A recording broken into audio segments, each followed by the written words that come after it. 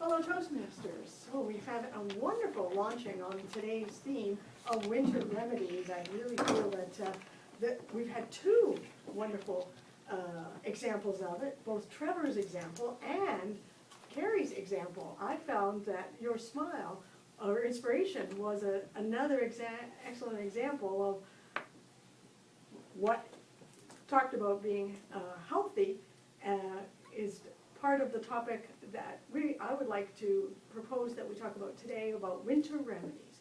What are your winter remedies? The one that immediately came to my mind was a winter holiday in the sunshine. And I guess that probably has something to do with the fact that two people have spoken to me in the last week asking my advice about Florida. As I mentioned in a speech in December, I went to Florida in November, so there was a reason why they chose me of all people. So I would like to propose that you have a chance to tell us about a winter remedy that may look like something that comes in a jar, or perhaps it's something that does involve, for instance, a flu shot, or perhaps it involves a New Year's resolution that has something to do with spending more time at the gym.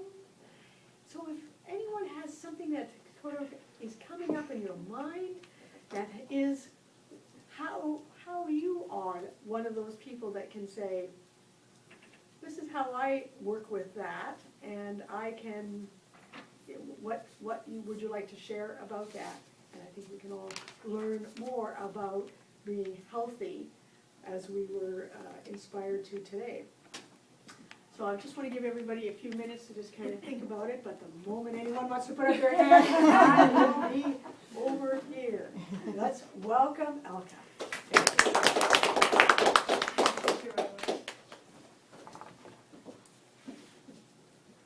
Thank you, Mr. Toastmaster. I was so much in thought I forgot the procedure. Sorry. Welcome, everyone. This is my topic, has been for many, many years now, health, being healthy and happy, finding out about this. And I totally agree with Trevor. It comes down to the mind, to the brain, but not all. You must have had a very good immune system too. What I'd like to share with you, it comes down to the mind, but also sleep. Sleep is, in my point of view, the best remedy of all. So trying to get enough sleep to boost the immune system and having enough fluids. I think those two things. But I do have a winter remedy. I must say it's not just a winter remedy, it is a remedy if you feel like you are really needing a boost and a sleep and also lots of fluids, can't do it anymore. I swear about Maria Swedish Bitter. You may have heard about this, Maria Swedish Bitter. The name comes from Maria Traben. She was an Austrian woman, and she was collecting remedies in the Alps, in Austria and Switzerland, so she was always going on hikes in the mountains, interviewing old people what they would do for certain diseases. And then she put this all together because she was healing so many people that everybody asked her to put down what she knows in a book. And she published this book in the 70s, which is called Healing Remedies of God's Pharmacy. She was a very faithful woman. She believed in God, a Christian. And Swedish Bitter, actually, the name of that remedy, and the recipe for this remedy actually comes from a Swedish doctor. Because in her research, Maria Traben found out about this Swedish doctor who had this family remedy, and what he did was just combining different herbs into this one tincture, and you can have it in an alcohol-free form or form with alcohol. So I prefer the alcohol form. It's kind of the old way how herbs were preserved, and it really always helps. And evidence of this is also a neighbor in my hometown next to my parents. She is now 85. We share the same birthday, July 12th. And she has always used it, and she actually, when in her younger years, she used to go on hikes with Maria Traben. And I guess there are other people now doing those hikes in the Alps where you actually collect those herbs freshly, and often the fresh herbs work a little bit better. If you're interested in getting this, it's available in Victoria on Blanchard Street in the Healing Herb Store. So it's called Maria's Swedish Bitter. But there is a remedy if you don't have it and you feel the onset of a cold. You do the following. You take cotton socks, make them wet, put them on before you go to sleep, put woolen socks on top of these wet cotton socks, go to sleep the next morning, you've either get sick or you'll be really healthy, because it does give the immune system a boost. And if you're not quite over the edge yet, so you're just at the edge where you can still prevent it, it will be gone, I promise. This is one of a very traditional folk remedy. Excellent. Thank you very much. Thank you very much. That was very interesting. Wow, I was hoping to hear about some traditional remedies, but boy, that's awesome. And I appreciated the specific information of whether it was available here in Victoria. So, anybody else thinking of some of your own other remedies that you can share? Oh, Linda, please. Let's welcome Linda.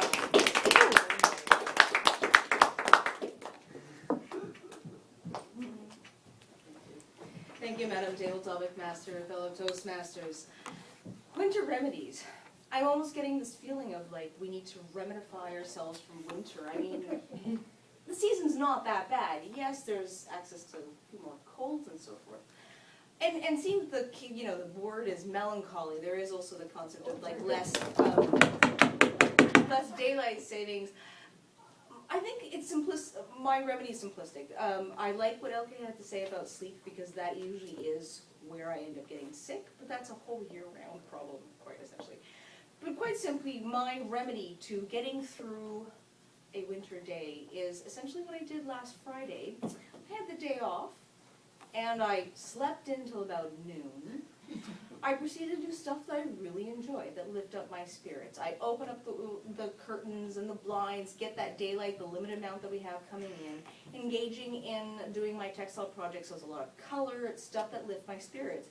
And then, you make waffles at 4 o'clock in the afternoon because you can. So I think the remedy is essentially remembering to give yourself a bit of time and enjoy the process. I think ultimately, it was a Friday and I didn't even leave the house. It was fantastic. So I think it's making time for yourself and really engaging with your soul and giving yourself a break.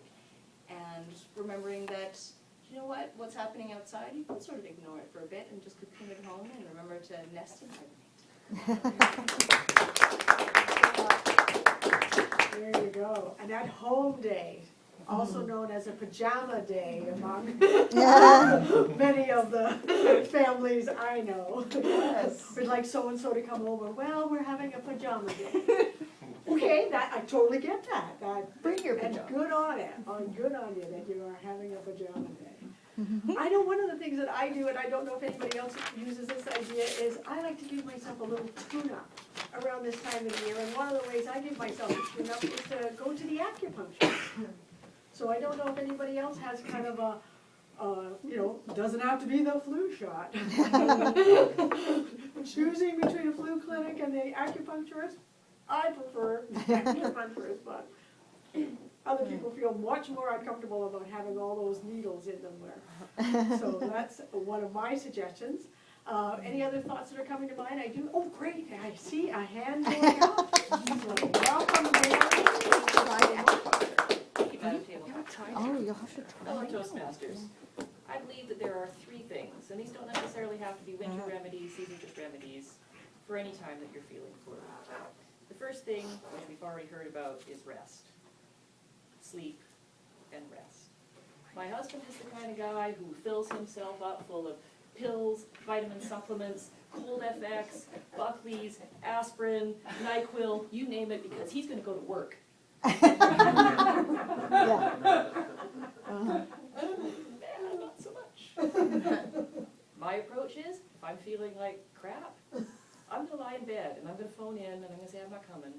And it might be because I'm the daughter of a physician, and just as the cobbler's child goes barefoot, the physician's child really doesn't like to take drugs or go to doctors or do anything like that. So, rest, sleep, I think it works just as well as whatever you're putting into you.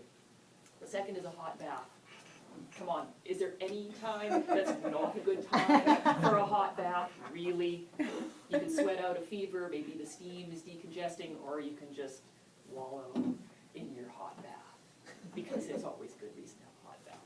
The third thing, and this refutes a little bit of what I said at the beginning, but if I do ever have a cough that is keeping me up and preventing me from sleeping, Buckley's cough syrup, which I only discovered in my adult years, and it is awful. It is, if you've never had it, it is so truly awful. The commercials say, oh, it's awful. No, it is unbelievably awful. And I don't know if it actually works at suppressing the cough in any sort of, symptomatic, physiological way, but I do know that it is so awful that I don't want to have to take any more of it, so it might be just a mind thing that I am not going to cough anymore because I'm not swallowing another mouthful of that. So, there you go. Sleep, a hot bath, and Buckley's.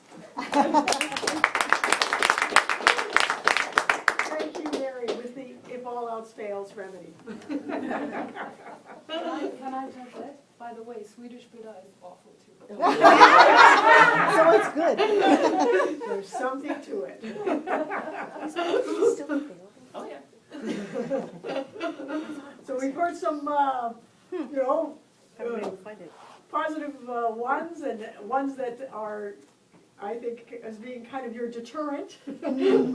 Deterrent. Anybody else ready to have one more kick at it? I can tell you one more thing that I found out on the internet, but I would rather hear from somebody here who has anything to share about, hasn't had a chance, and I see what looked like a possible hand. Patrick, so I'm happy to have that. Thank you. Madam Table Topics Master, fellow Toastmasters, this is a time when many of us are feeling sad, and that's capital S, capital A, capital D, seasonally affected disorder. And it's a melancholy that you will experience in these darker days and these shorter days. And there's three things that I think help. One is knowing that since December 22nd, every single day is a little bit brighter and a little bit longer. The other, or the second one, is to get familiar with phrases like polar vortex. And checking out the weather in, say, Indianapolis, where I'm going to be next week, or even down in Florida and Texas, they had snow and traffic accidents and all that kind of stuff. When I look outside in the grass and go, it's not that bad here. And then the third thing is to have something to look forward to. And right now, my wife and I are trying to figure out, it's a hard problem to deal with, but where should we stay in Kauai? And so having something you can focus on like that and look forward to can help beat away those melancholy feelings. Thank you, Patrick. That's what I call a three-way solution. So, thank you, everyone. I think I'm going to wind up now for the next part of our meeting, unless there's, yes, sorry, we do have one more person. Please come up, Chris. I wouldn't want to miss Master, Thank you. Toastmasters. I am by no means an expert in winter remedies, but I can give you my take on what may have worked well for me this winter. So I have three things. One is sleep. Unfortunately, I get no sleep. I have two kids. I'm sure you can attest to this. I wish I could get more sleep, but one kid wakes up at 2, the other one at 5. It's just no win situation. So I have to come up with other things. So the other is herbs. Not an expert in health, but what seems to work for me is echinacea and oil of oregano, sometimes together. And the last thing is snow. So this year, fortunately or unfortunately, our family Christmas was in Quesnel, which consisted of a picturesque view of a golf course that was abandoned and just covered in snow, trees covered in snow. It also included snowball fights and snow fort building and sledding with my daughter. So those are the three things that helped me get through the gloomier parts of this winter.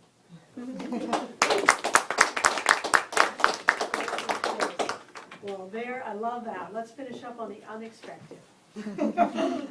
Not many people would have given snow as their inspiration. I thought maybe that was going to a place where you're off on a skiing trip, but snow in Quesnel. So I'd like to thank everyone for contributing today, and I did hear a couple of people using our word of the day, which I'm very impressed, and so thank you very much. I'm going to pass the meeting and we're back to our Christmas.